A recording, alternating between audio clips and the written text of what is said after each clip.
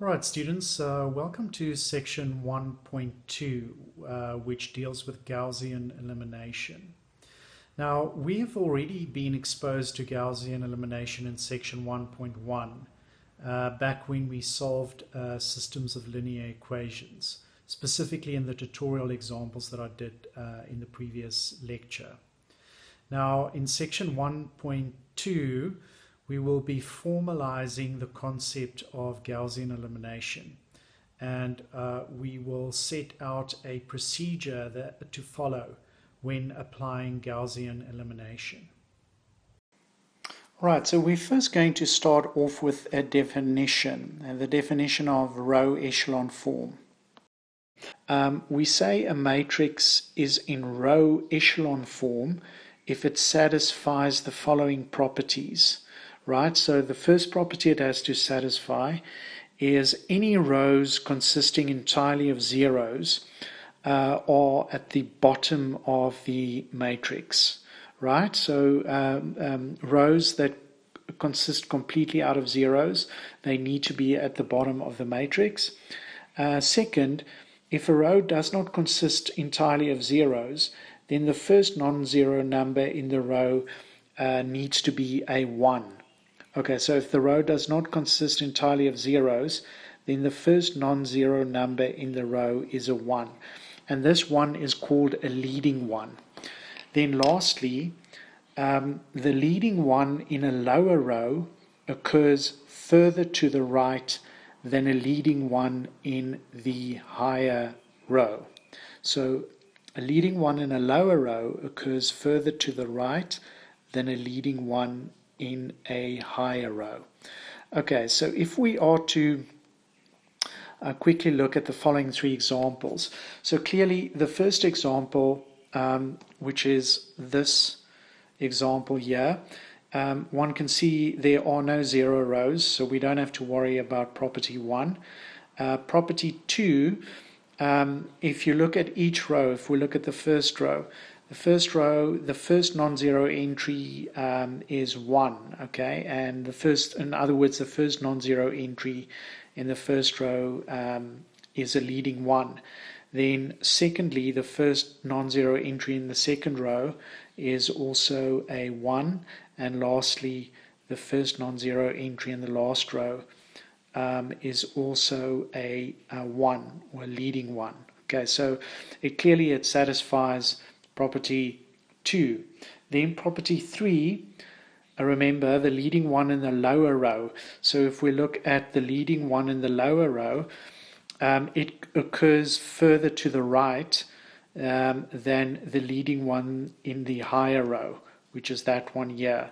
So this one here occurs further to the right than the leading one in the higher row. Right, then if we look at this leading one here, if we go to a lower row, this leading one occurs further to the right than the leading ones in higher rows, which is that leading one and that leading one. Right, so clearly that satisfies the properties of that a matrix must satisfy to be in row echelon form. The second one is the same. Here we've got the only zero rows completely at the bottom. Then the first leading entry in the first row is 1, which is that entry there, and the first non-zero entry in the second row is a leading 1. Okay, so there we've got the second property, and then again, if you look at the leading one here, it occurs further to the right than the leading one in the row in the above rows. Okay, the higher rows. Okay, so clearly that's in row echelon form. And again, the last example here, same story there. This is a leading one, that's a leading one, and also this leading one occurs further to the right than the leading one in the higher row, which is that leading one there. And also the zero rows are at the bottom of the matrix. Right then, a special case of the row echelon form concept is when a matrix is in reduced row echelon form.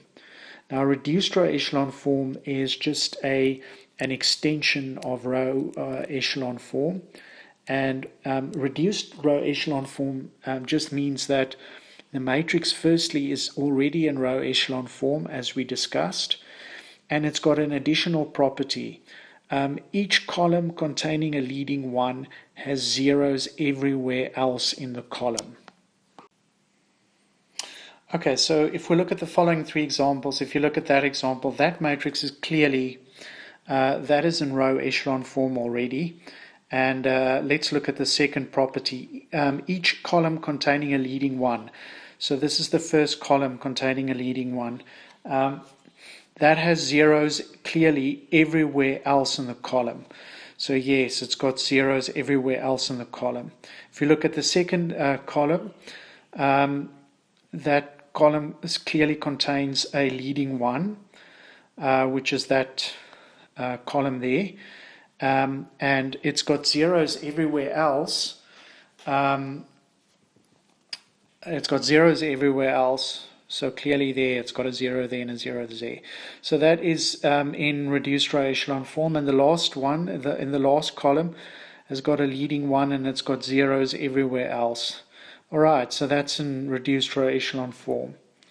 The same story for the second matrix. Here, this is in row echelon form, and it is in reduced because this column here, which has got a leading one, has zeros everywhere else, and this column here has got zeros everywhere else. So that is in reduced row echelon form. And the last one as well, it is in a row echelon form, and the first column with a leading one, which is that one, has got zeros everywhere else, and the last column with the leading one has got zeros everywhere else. So that is the difference between row echelon form and reduced row echelon form. So looking at the next example, determine whether the given matrix is in row echelon form, right, reduced row echelon form, or neither. Okay, the first non-zero entry of the first row is not a leading one. So that is clearly not in row echelon form. If it's not in row echelon form, then it's not in reduced row echelon form. So we can say that it is neither. It is neither in row echelon form nor reduced row echelon form. Okay, if we look at the second matrix there, firstly there are no non-zero entries. So all we need to look at is just the property where we have the zero rows at the bottom of the matrix. So clearly that is the case. Right, as there are no non-zero entries in this matrix, all the zero rows are at the bottom. So we can say that hence the matrix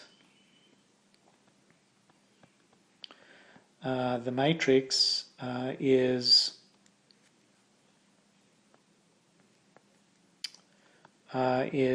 in row echelon form.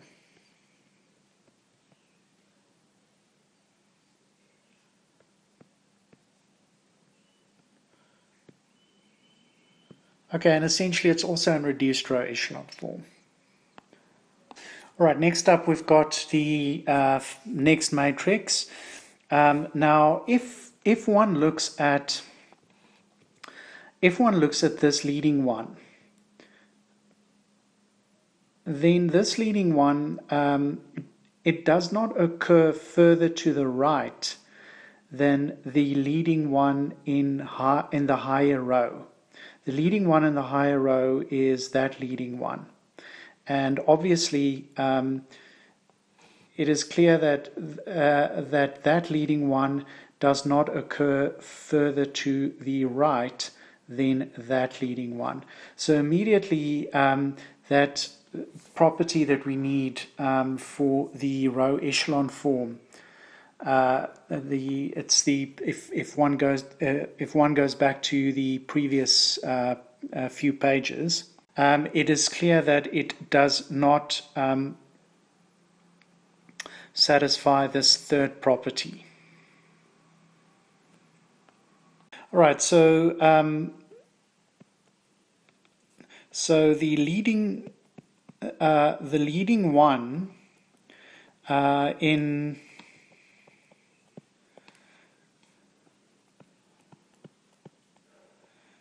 the second row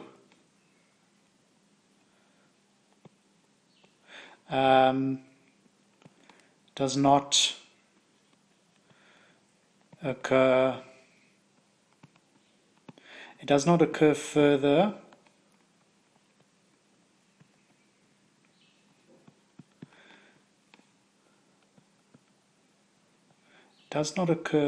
to the right than the leading one in row 1. Okay, so it is clear that that matrix is not in row echelon form, and obviously it's also not in reduced row echelon form as a result. Okay, looking at that matrix there, the next one, clearly the first entry in the first non-zero entry in the first row is a leading one. The second non-zero entry in the second row is a leading one, so we find there. And the first non-zero entry in the third row is a leading one. So we've got that property. And the last row, or all the zero rows, are right at the bottom. So we've got that property as well. So the next thing we need to check is the further to the right property. So if we look at the second row, the leading one, it occurs further to the right than the leading one in the higher row. Okay, so that one is okay. And if we look at this one here, it occurs further to the right than the leading one in the higher row, than the leading ones in the higher rows. So it's got that property as well. So that matrix is clearly is in row echelon form. Okay, and is it in reduced row echelon form? Well, check, look at the columns of the leading ones. If we look at this column with the leading one, it has to be 0 everywhere else. So there we go, it's got zeros everywhere else, so that's fine. Look at the next column with the leading one, which is this column here. It does not have zeros everywhere else. Specifically, this is a problem. Okay, so it is clear that this is not in reduced row echelon form.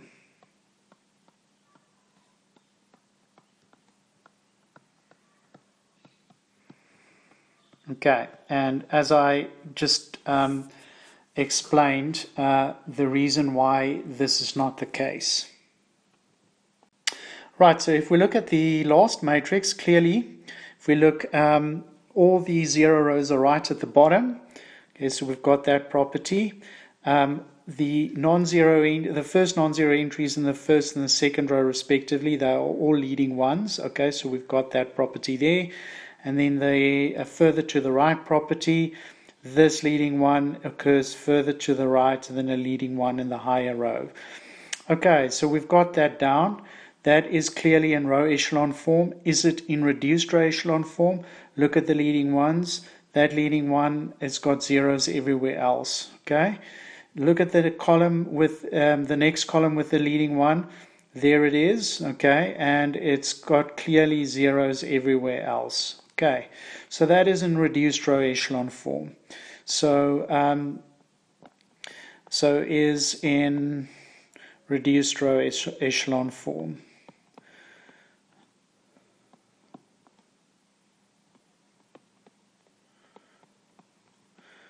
All right.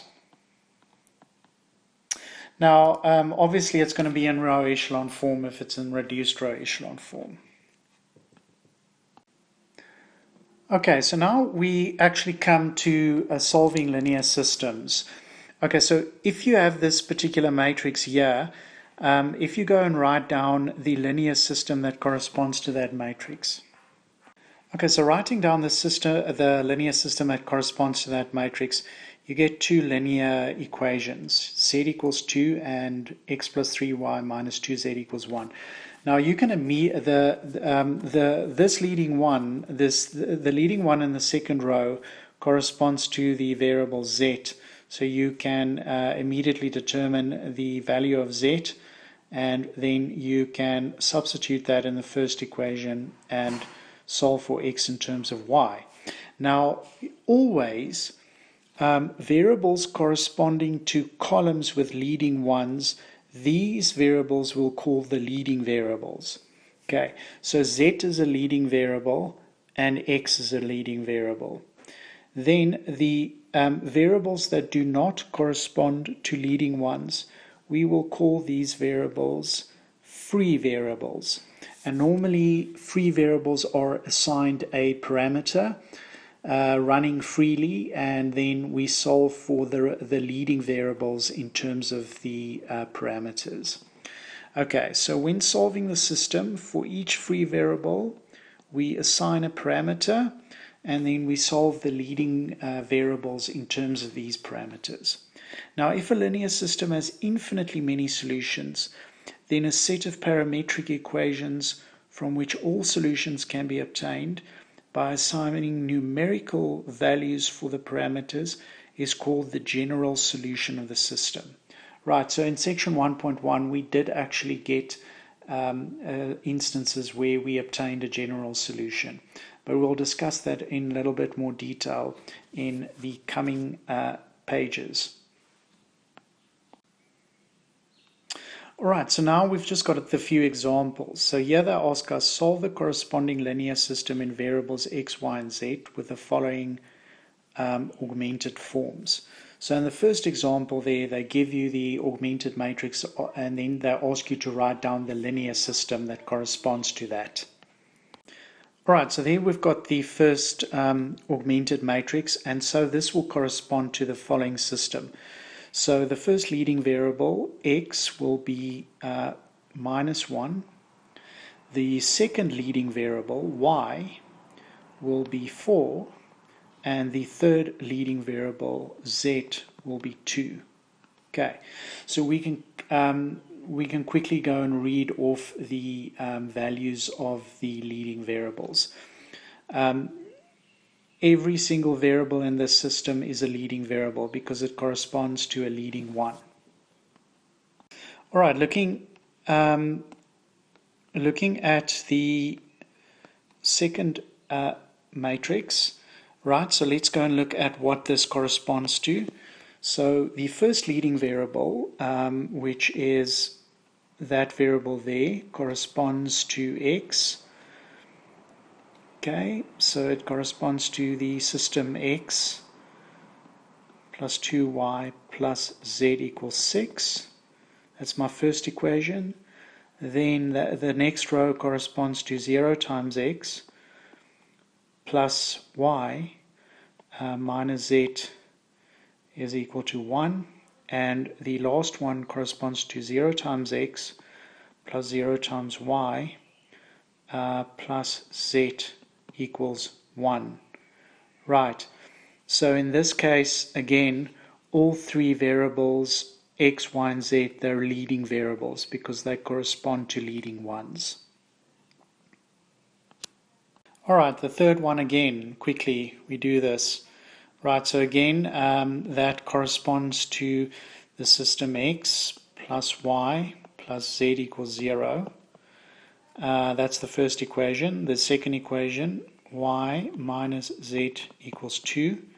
And the last equation corresponds to 0x plus 0y plus 0z equals 0, which just corresponds to 0 equals 0. Right? Alright, the next one, again, here, that corresponds to this linear system. Okay, that's the first equation. The second equation is y plus z equals 4. The last equation is 0x plus 0y plus 0z is equal to 1. Okay, but that is obviously an inconsistent linear system, because the last equation can never be satisfied no matter what you make x, y, and z. Alright, so that linear system is inconsistent. Now please note that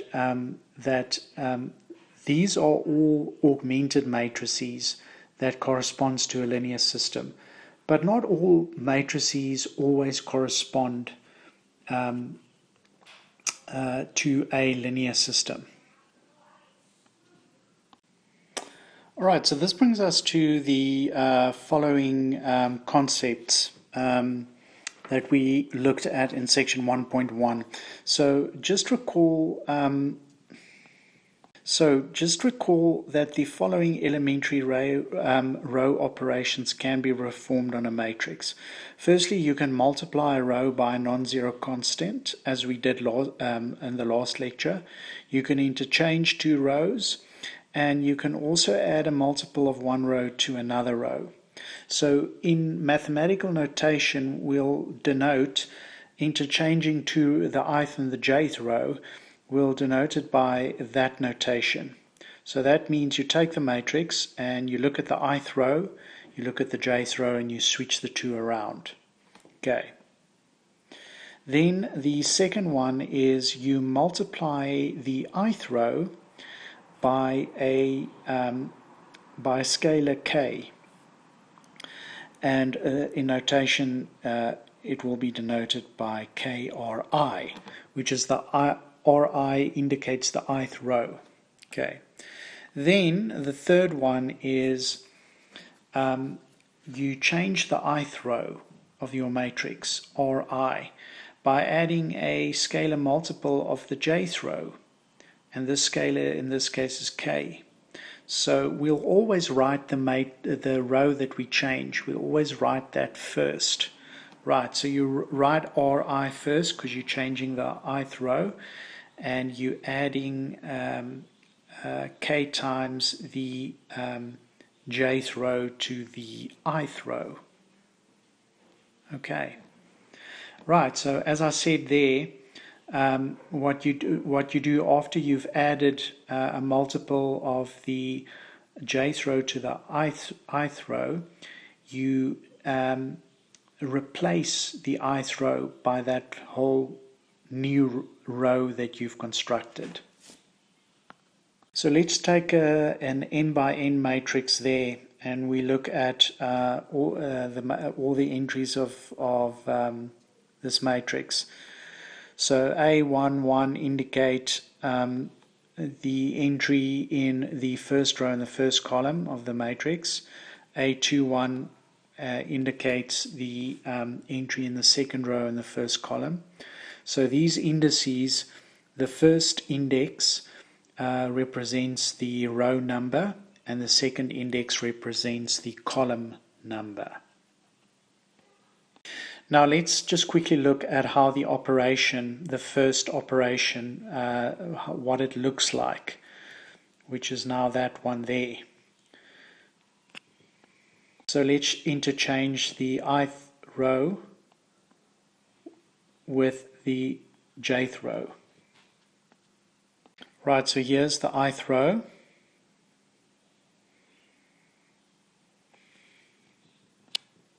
And here is the jth row.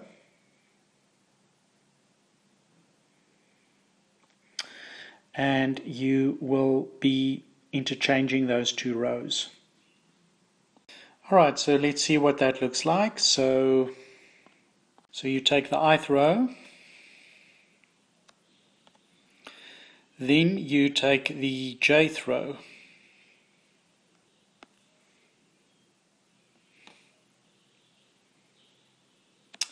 and you switch the two around. So then you replace the jth row with the ith row, and you replace the ith row with the jth row, like that. Right, and this creates a new matrix. Call this new matrix A prime. Alright, let's see what the next one looks like. So the operation that you perform is a scalar multiple of the ith row. So again, here we're identifying the ith row of the matrix, and what we're going to be doing is we're going to multiply that matrix with a scalar, and the scalar is going to be k, right? So you're going to multiply through by k. You're going to multiply, you're first going to take the ith row, okay? Take the ith row, you're going to multiply each entry with scalar k, and you're going to replace the original ith row of your original matrix with this new row, which is that row there, and again you will construct a new m by n matrix. Right, let's look at the last one. You take a multiple of the ith row, of the jth row, and you add it to the ith row. Okay, so there's the operation that you perform. So what you do is you take the jth row. Right, so you take the jth row, and what you do is you multiply that with k. Right. Right, then you take the ith row there, and what you do, you add the two rows together. So you're going to add these components, and so you get, right, so there you get your added two rows, and what you do now is you take this row, and what you do is you replace your ith row with that particular row. So there we delete the ith row, and then what we do is we replace it with that row there. Okay, and that is going to be a new matrix. It's still going to be m by n, and the only row we basically changed in this case is the ith row, and that's always the row we write first. Alright, so that brings us to Gaussian elimination. So the process of Gaussian elimination is going to be formalized now. So the process of performing row reductions to a system of linear equations to create an equivalent system that can be solved by back substitution, that is Gaussian elimination. So the process involves you write down the augmented matrix of the system of linear equations as we did in section 1.1.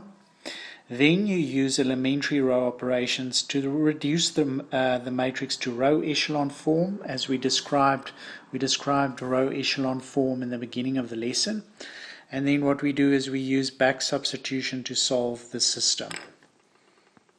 So you start off by firstly looking at all your 0 rows, and then what you do is, if there are such rows, you repeatedly swap them out with the other non-zero rows until you've placed all your 0 rows at the bottom. So that's the first step in getting to row echelon form. And then you locate the leftmost column that is not all zeros. Okay, and then you can swap rows if necessary, so that the top of this column is non-zero. Right, and that will be my first leading entry. So you can then apply a row operation. If it is not a leading one, you can make it a leading one.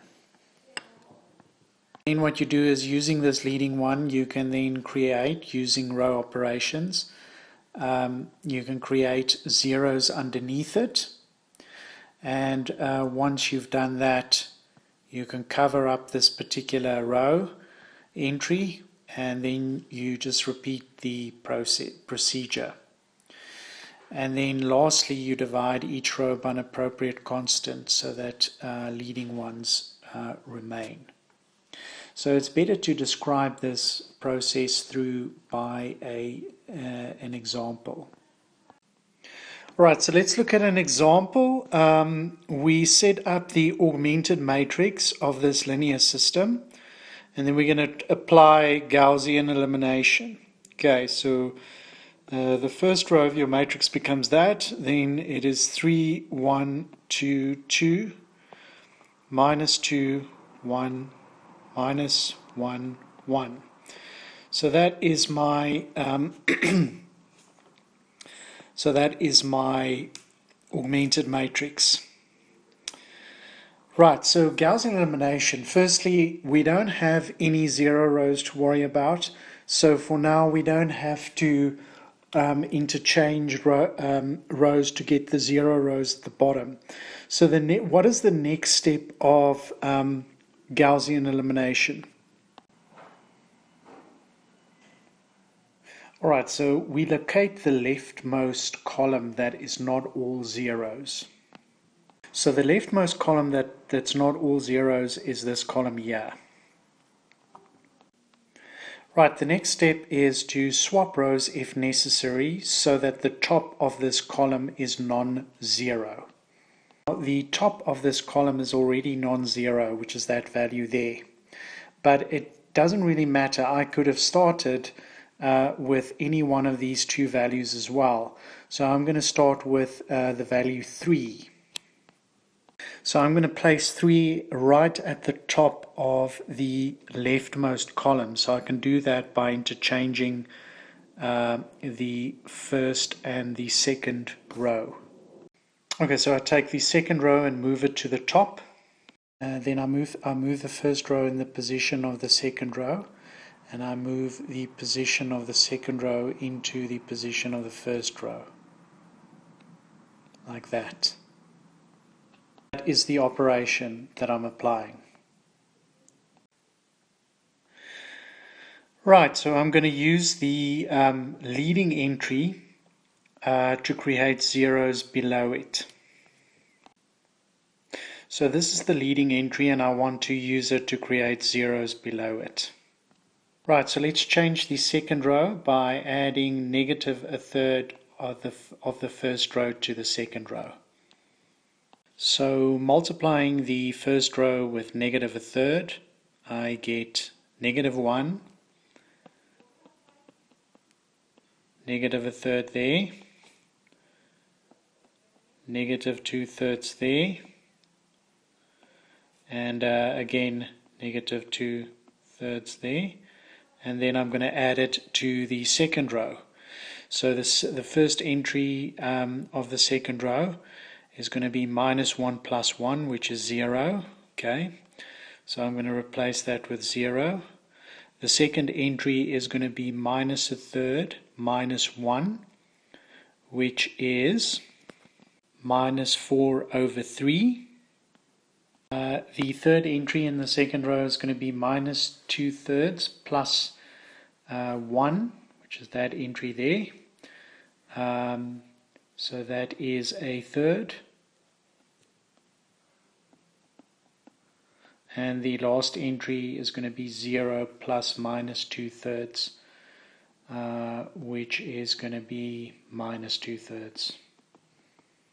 Okay, so I've changed the second row. This is now a new matrix. So now I want to make this a 0 as well, according to the steps of Gaussian elimination.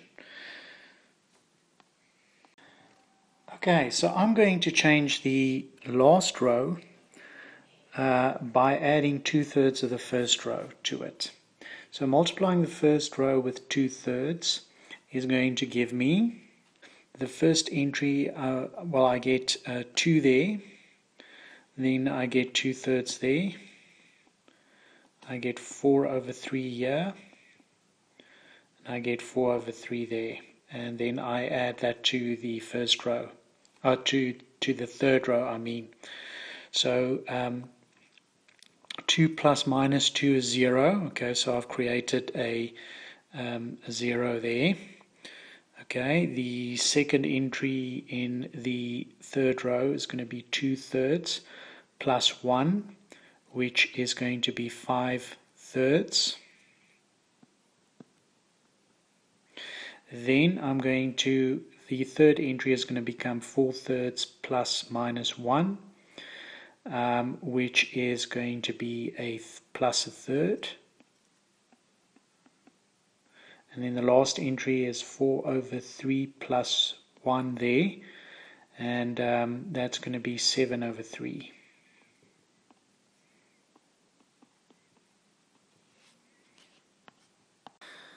Okay, so now that I've got the zeros where I want them to be, all of these entries here are 0, what is the next step? Right, so here they say cover up the row containing the leading entry and repeat the procedure. Right, so we cover up the row with the leading entry, which is that one there, and now we repeat the procedure.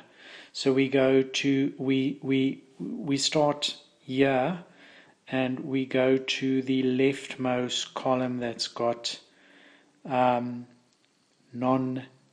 entries. So the leftmost column that's got the non-zero entries is this column here.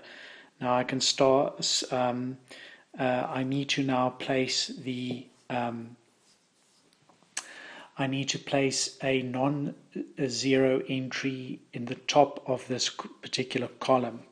So this non-zero, the top of that column already has a non-zero entry, which is minus 4/3. Okay, so I'm going to stick with minus 4/3 as my leading entry. All right, so this is my my second leading entry. So I'm going to use this this entry to create zeros underneath it, which is what I want in the row echelon form. Alright, so let's change the third row by adding 5/4 of the second row to it. So then working that out in pencil, this is the part that you would normally do in pencil. So 5/4 multiplied by that entry there is going to be minus 5/3. Okay, the entry is going to be 5/12,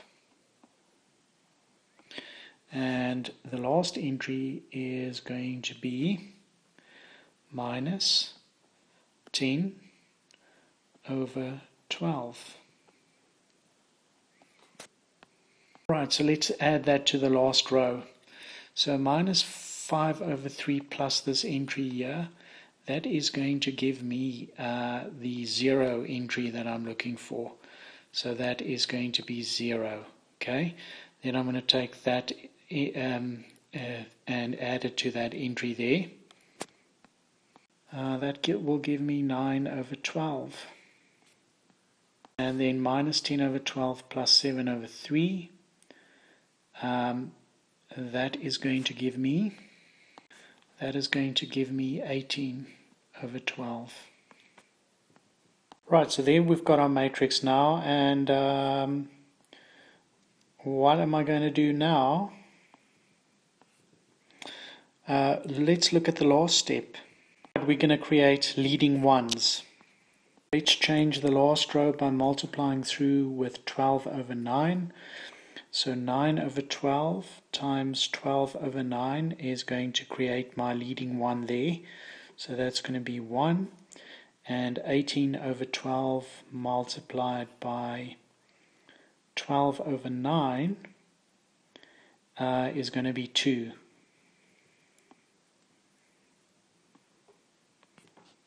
So we want to create a leading one in my second row. So multiplying the second row with minus 3 over 4. The first entry is going to become a leading 1.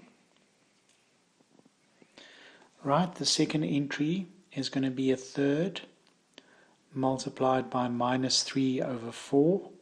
So that is going to be minus a quarter.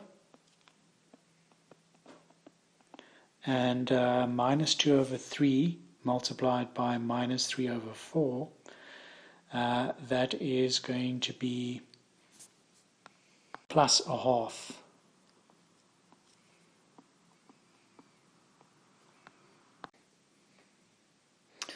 Right, and we can also make a leading 1 in the first row, although it's not absolutely necessary because we're going to use back substitution to solve. But in any case, we can make the first row have a leading 1. So we're going to take the first row and we're going to multiply by a third. So that first entry is going to be become a 1. The second entry is going to become a third. The third entry is going to become 2/3. And the last entry is going to be become 2/3. Okay, so take now this matrix and look at the linear system that corresponds to this matrix. And then we're going to use just back substitution to solve the system. Here's your matrix. This corresponds to the system X plus a third Y plus 2/3 of Z is equal to 2/3.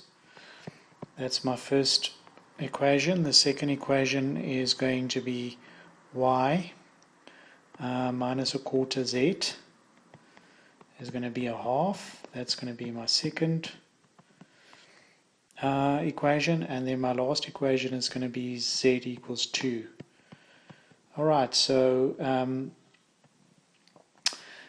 using back substitution, what does that mean? So we take the value that we solved for Z and we solve these subsequent values. So right, so basically from 2 we obtain the following. You get Y minus a quarter, you solved for Z as 2.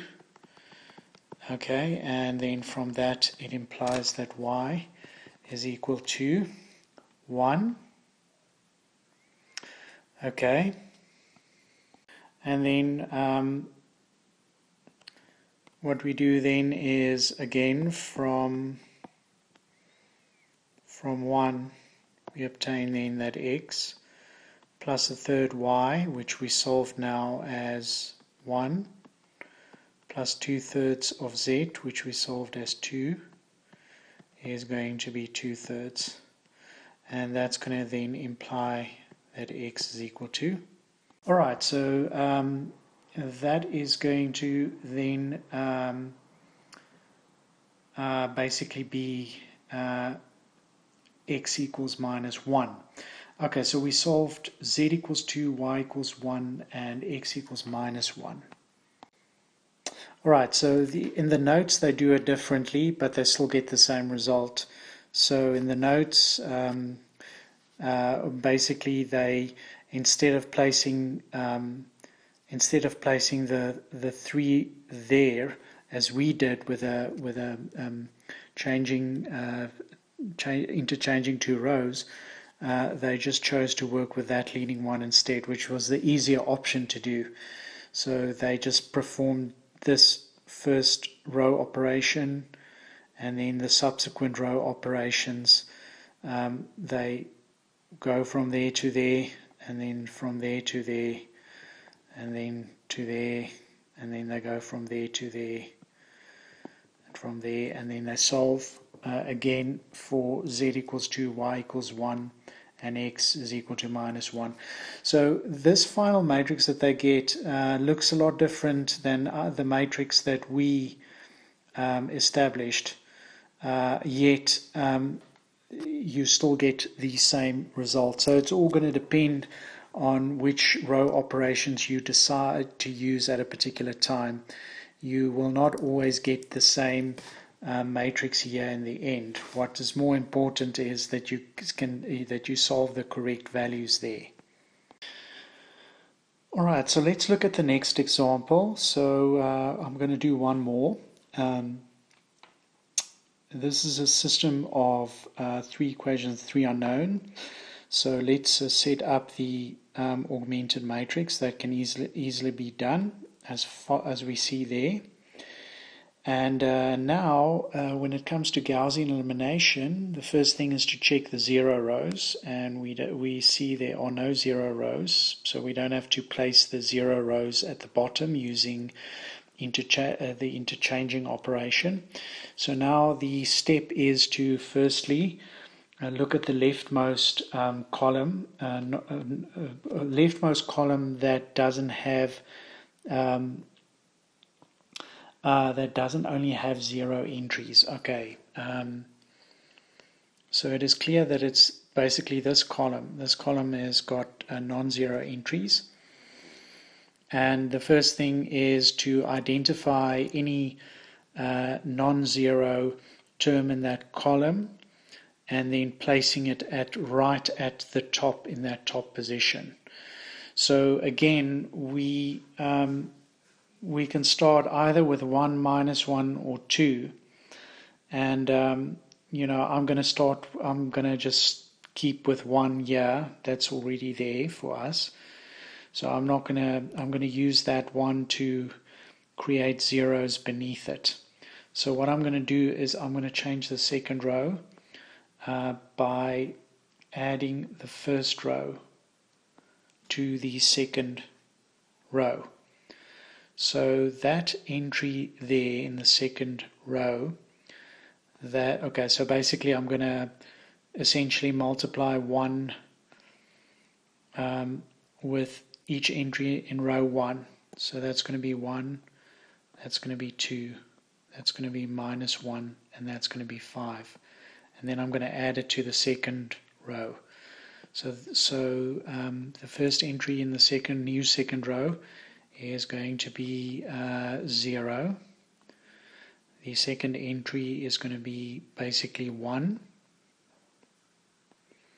Third entry is going to be 0. And the last entry is going to be 5 - 2, which is +3. Okay, so I've created a 0, and now I want to make that term a 0. So how will I do that? So what I'm going to do is I'm going to change the third row by multiplying -2 with the first row and adding it to the third row. So there I'm going to get -2 there. I'm going to get -4 there. I'm going to get 2 there. And I'm going to get -10 there. Add that to the last row. First entry in the last row is going to become 2 plus -2, which is 0. Okay. The second entry in the last row is going to be 1 - 4, which is -3. And the second last entry is going to be 2 plus -2, which is 0. Okay, and the last entry is going to be -10 plus 1, which is -9. Okay, now Gaussian elimination then says your first leading one, you cancel that. Well, you don't cancel it, but you cover it, and then you look at your leftmost column with at least one non-zero entry, and it's not going to be that column. The leftmost columns with a first non-zero entry is going to be that column there. Right, so again, you're going to take the non-zero entry in this yellow column, and you're going to place it right at the top. Any non-zero entry, well, I'm not going to place that at the top. It's going to cause me more work. So I'm rather just going to keep this non-zero entry there, which will give me less problems. Right. I'm going to use it to create zeros beneath it. So I'm going to change the last row, and I'm going to change it by adding the second row to it, but I'm going to add plus 3 times the second row to it. Okay, so doing that again, we get we're going to get yeah, sorry, that should be row 2. Okay, so again you get 3 there, you get 9 there. Adding it to the last row, we get that entry is going to become a 0 entry, and that entry there is also going to become a 0 entry. Okay, so what does this mean? Well, we've created another we don't have any more leading ones to create, so we've got our matrix now that we can immediately read off from. And basically now what you do is if we take the matrix, take that matrix, then that corresponds to the system X plus 2y minus z equals 5, corresponds to the second equation, is going to be y is equal to 3, and the last equation is going to correspond to 0 equals 0. Okay, so now we can use back substitution. We've solved for y as 3, so basically from 1 we can obtain the expression x plus 2 times 3 minus z is equal to 5. Okay. Now remember what we talked about, free variables, right? The variables corresponding to the leading ones are called the leading variables. So which are the leading variables? That one corresponds to x and that one corresponds to y. So my leading variables are x and y respectively. My free variable is z, and the free variable is the variable that you parametrize. Okay, so parametrize means basically we set, what we can do is we can let z be a parameter t, where t is just any real number. Then you can basically then solve for x as 5 minus 6, which is minus 1, plus t. Alright, so my solution, final solution then becomes, right, so my solution space then is simply, it's all points where x is t minus 1, y is 3, and z is t. And t is just a real number. Okay, so you always parameterize the free variables, and the leading variables you solve in terms of your free parameterized variables.